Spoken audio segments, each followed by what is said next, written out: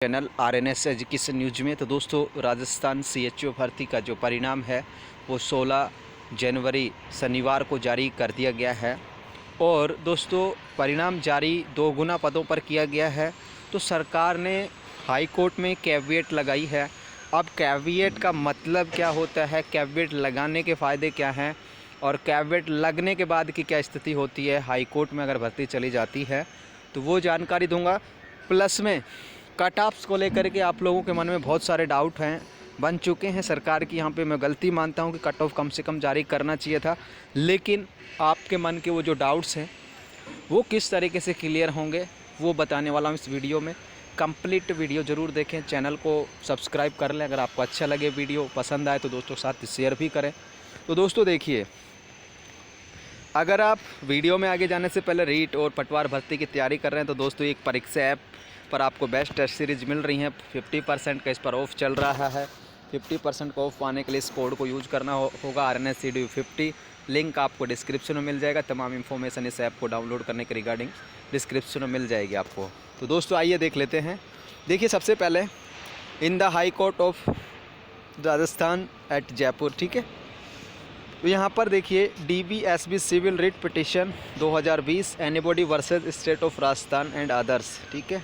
तो यहाँ पर देखिए जो कैविएट है 159 जो अंडर रूल है राजस्थान हाई कोर्ट का, इंटरिंग इनटू कैविएट। अब दोस्तों कैविएट ये लगा दी गई है। जैसे यहाँ पर रिजल्ट आया और यहाँ पर सरकार ने कैविएट फिल कर दी, NHM डिपार्टमेंट ने, ठीक है। अब ये कैविएट का मतलब ये है कि एक तरीके से ये लीगल तौर पर हाई कोर्ट में ये याचिका पेश कर दी गई है। और उस याचिका में ये है कि मान लीजिए अगर आप लोग हाई कोर्ट में जाते हैं, कोई भी अभ्यर्थी जो एनीबॉडी जो है वो जाता है हाई कोर्ट में इस भर्ती को चैलेंज करने के लिए, किसी बात को चैलेंज करने के लिए, और वो स्टे की मांग करे।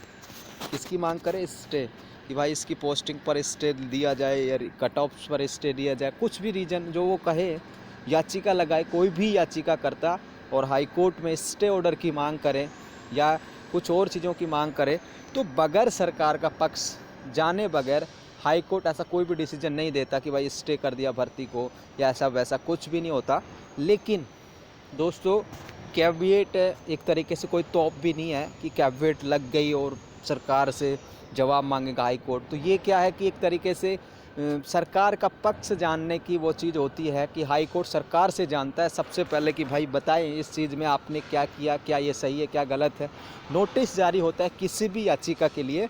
ये एक तरीके से भर्तियों को बचाने का काम कैविएट करती हैं, लेकिन अपवाद भी इसके बहुत सारे हैं। लगभग अमूमन हर भर्ती में कैविएट्स दायर होती हैं, फिर भी हाई कोर्ट में लटक जाती हैं। तो ये आधा अधूरा सच है, लेकिन सरकार की तरफ से प्रयास ज़रूर किए जाते हैं।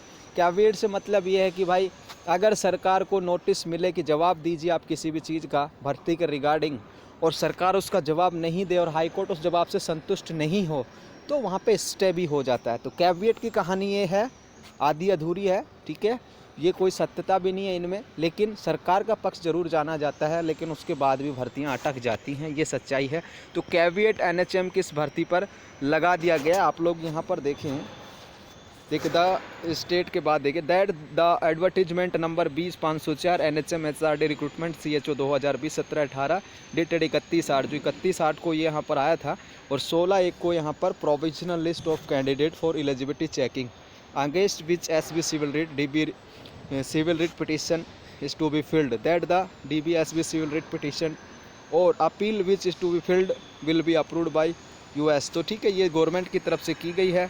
Honourable applicant for respondent doctor Romil Singh SON HWC family welfare medical director, और थ्रू विभूति भूषण शर्मा AAG जो साहब हैं राजस्थान सरकार के, उनकी तरफ से ये दायर की गई है। 16 तारीख को ये लगा दी गई थी।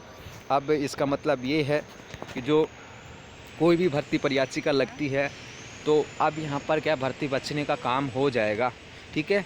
अब दोस्तों बात आती है आपकी कट ऑफ्स की। अब देखिए दोस्तों, 16 तारीख से और अब तक तमाम YouTube के जो वीडियो हैं, जो भी चैनल्स हैं, उन पर या हमारे चैनल्स को भी आप ले लीजिए, तो वहाँ पर बहुत सारे कमेंट्स रीड करे मैंने और भी मेरे सोर्सेज से पता लगाया। अब देखिए दोस्तों, इसमें जो मैं बता दूं आपको, जो OBC का है तकरीबन 68-67 वाले मेल का हुआ है यहाँ पे, ठीक है। 2-4 कैटेगरियों का मुझे पता है। एसटी में 56-57 फीमेल का भी हुआ है, उससे कम का भी 1-2 आप मान लीजिए।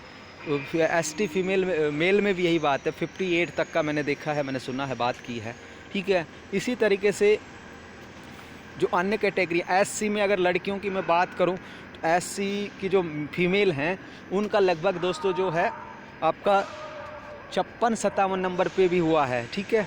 तो ये एक तरीके से डेटा है। अब क्या हो रहा है कि कुछ लोग कह रहे हैं कि भाई हमारे तो ओबीसी में 70 थे, 68 वाले का हो गया तो मेरा क्यों नहीं हुआ।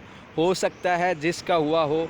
तो दोस्तों इसमें तमाम कैटेगरियां हैं। अब कुछ महिला अभ्यर्थियों की मैं बता दूं, ओबीसी में हो चाहे जनरल में हो, अब वो कह रहे हैं कि मेरा तो 40 पे हुआ, 45 सही थे। तो हो सकता है वो डाइवोर्स कोटे से हों, विडो कोटे से हों, ठीक है, स्पोर्ट्स कोटे से हों, पीएच कोटे से हों। तो पीएच में बहुत कम परसेंटेज पे हुआ है, तो वो आपको नहीं बता पा रहे होंगे कि मैं पीएच हूँ या ओबीसी मेल हूँ। तो ये वजह है कि ये यहाँ पे कन्फ्यूजन पैदा हो चुका है, जो मैंने बताया आप लोगों को।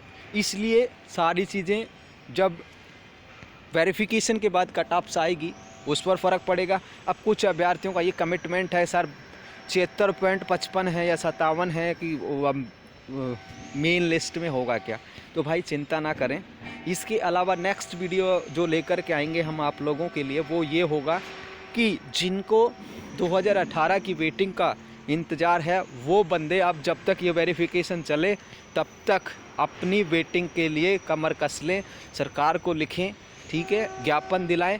अगर आपको ये लग रहा है आप वेटिंग में आ जाएगा आपका नंबर और आपने CHO ज्वाइन कर लिया तो वो जो 5 लाख का जो बॉन्ड है वो आपको दिक्कत करेगा।